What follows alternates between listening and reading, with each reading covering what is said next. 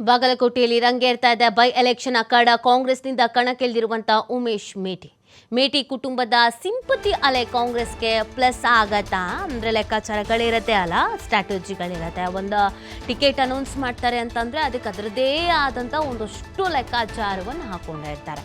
So ಇಲ್ಲಿ ಹಾಗಿದ್ರೆ ಈ ಅಭ್ಯರ್ಥಿಗೆ ಏನು ಲೆಕ್ಕಾಚಾರ, ಏನು ಪ್ಲಸ್ ಆಗುತ್ತೆ, ಯಾರಿಗೇನು ಸವಾಲಾಗ್ಬೋದು ಅಂತ ನೋಡಿ. ಮೇಟಿ ಕುಟುಂಬದವ್ರಿಗೆ ಟಿಕೆಟ್ ಕೊಡಬೇಕು ಅನ್ನೋದು ಫಿಕ್ಸ್ ಆಗಿತ್ತು. ರೀಸನ್ ಏನು ಅಂತಂದರೆ ಕಾಂಗ್ರೆಸ್ನ ಅದೊಂದು ಸಿದ್ಧಾಂತ ಅಂತೆ. ಅಂದರೆ ಯಾರ ಕುಟುಂಬದಲ್ಲಿ ಅಗಲಿಕೆ ಆಗಿರುತ್ತೋ ಅದೇ ಕುಟುಂಬದವ್ರಿಗೆ ಟಿಕೆಟ್ ಕೊಡಬೇಕು ಅನ್ನೋದು, ಅದಕ್ಕೆ ಅವ್ರದ್ದೇ ಆದಂಥ ರೀಸನ್ಸ್ಗಳಿದೆ. ಒಂದು ರೀಸನ್ನು ಸಿಂಪತಿ ಅಲೆ ಅನ್ನೋದು ಕೂಡ ಇದ್ದೇ ಇರುತ್ತೆ ಅಂತ. ರಾಜಕೀಯನೇ ಮಾಡಬೇಕು ರಾಜಕಾರಣದಲ್ಲಿ. ಸೊ ಒಂದು ಸಿಂಪತಿ ಅಲೆ ಮೇಲೆ ಕಾಂಗ್ರೆಸ್ಗೆ ಅದು ಪ್ಲಸ್ ಆಗಬಹುದು ಅನ್ನೋದು. ಮತ್ತು ರಾಜಕಾರಣದ ಗಮನವನ್ನು ಸೆಳೆದಿರುವಂಥದ್ದು ಈ ಬಾಗಲಕೋಟೆ ಬೈ ಎಲೆಕ್ಷನ್ ಏನಾಗಬಹುದು ಅಂತ. ಮೊದಲಿಗೆ ಮೇಟಿ ಅವರ ಮಕ್ಕಳ ನಡುವೆಯೇ ಒಂಚೂರು ಅಸಮಾಧಾನ ಇತ್ತು, ಅದೆಲ್ಲ ಸರಿಪಡಿಸಿದ್ರು ಸಿ ಎಂ ಸಿದ್ದರಾಮಯ್ಯನವರು.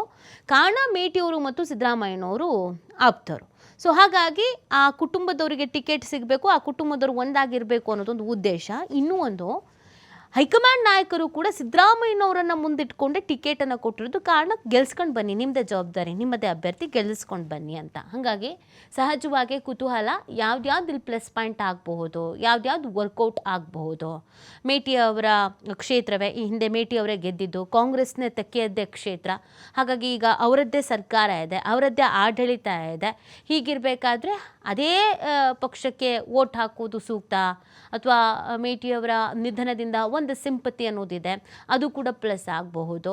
ಹಲವು ವರ್ಷಗಳಿಂದ ರಾಜಕಾರಣ ಮಾಡ್ಕೊಂಡು ಬಂದಿರುವಂಥ ಕುಟುಂಬ, ಅದು ಕೂಡ ಅವರಿಗೆ ಪ್ಲಸ್ ಆಗ್ಬೋದು. ತಂತ್ರಗಾರಿಕೆ ಆಗಿರಬಹುದು, ಅಥವಾ ಈ ವಿಚಾರವೆಲ್ಲವೂ ಕೂಡ ಅವರಿಗೆ ಪಾಸಿಟಿವ್ ಆಗ್ತಾ, ಧನಾತ್ಮಕವಾಗಿ ಆಗ್ತಾ ಹೋಗಬಹುದು. ಆಮೇಲೆ ಅಲ್ಲಿನ ಜವಾಬ್ದಾರಿಯನ್ನು ಸತೀಶ್ ಜಾರಕಿಹೊಳಿ ಅವ್ರಿಗೆ ವಹಿಸಿದ್ದಾರೆ. ನೋಡ್ರಪ್ಪ, ನೀವೇ ಉಸ್ತುವಾರಿ, ನೀವೇ ಗೆಲ್ಲಿಸ್ಕೊಂಡು ಬರಬೇಕು ಅಂತ. ಸತೀಶ್ ಜಾರಕಿಹೊಳಿ ಅಂತ ಅಂದಿದ ತಕ್ಷಣ ಎಗೇನ್ ನಿಮಗೆ ಆ ಭಾಗದಲ್ಲಿ ಸ್ಟ್ರಾಟಜಿ ಮಾಡೋದು ಯಾರೋ ಅವರೇನೆ. ಕೊಟ್ಟಂಥ ಜವಾಬ್ದಾರಿಯನ್ನು ತುಂಬ ನೀಟಾಗಿ ನಿಭಾಯಿಸ್ಕೊಂಡು ಬರುವಂಥ ವ್ಯಕ್ತಿತ್ವ. ಏನು ಕೈ ಹಾಕ್ತಾರೋ ಆ ಕೈ ಹಾಕಿರೋ ಕೆಲಸ ಗೆಲುವಾಗಬೇಕು ಅಂತ, ಅದಕ್ಕೆ ಅವರದೇ ರೀತಿಯಾದಂಥ ಸ್ಟ್ರಾಟಜಿಗಳನ್ನು ಮಾಡ್ತಾರೆ. ಸೊ ಹಾಗಾಗಿ ಅವರಿಗೊಂದು ಜವಾಬ್ದಾರಿ ಕೊಟ್ಟಿರೋದ್ರಿಂದ ನೀವು ಗೆಲ್ಲಿಸ್ಕೊಂಡು ಬರಬೇಕು ಅಂತ ಹೇಳಿರೋದ್ರಿಂದ ಅವರು ಕೂಡ ಅಲ್ಲಿ ನಿರಂತರವಾಗಿ ಕೆಲಸ ಮಾಡ್ತಾ ಇದ್ದಾರೆ. ಎಲ್ಲದಕ್ಕಿಂತ ಹೆಚ್ಚಾಗಿ ಮೇಟಿ ಕುಟುಂಬ ಒಂದಾಗಿರೋದು, ಅಕ್ಕ ತಂಗಿ ಅಣ್ಣ ತಮ್ಮ ಎಲ್ಲ ಒಂದಾಗಿದ್ದಾರೆ. ಓಕೆ ಆಯಿತು, ನಮ್ಮ ಕುಟುಂಬಕ್ಕೆ ಹೆಂಗೂ ಟಿಕೆಟ್ ಸಿಕ್ಕಿದೆಯಲ್ಲ, ಅಪ್ಪನ ಹೆಸರು ಉಳಿಸ್ತೀವಿ ಅಂತ ಹೇಳಿದ್ದಾರೆ. ಸೊ ಹಾಗಾಗಿ ಬಾಗಲಕೋಟೆಯಲ್ಲಿ ದಿನದಿಂದ ದಿನಕ್ಕೆ ಈ ಬೈ ಎಲೆಕ್ಷನ್ ಅಖಾಡ ರಂಗೇರ್ತಾ ಇದೆ.